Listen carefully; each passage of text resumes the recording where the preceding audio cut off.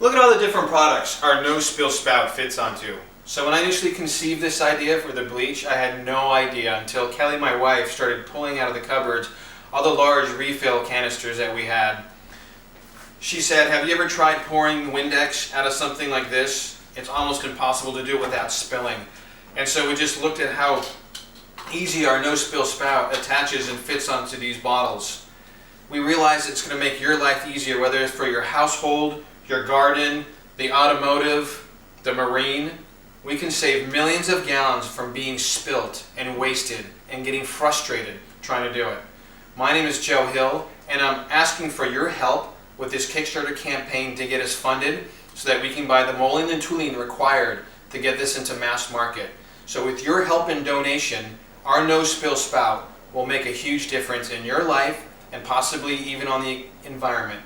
I thank you for your support. My name is Joe Hill, and I look forward to it.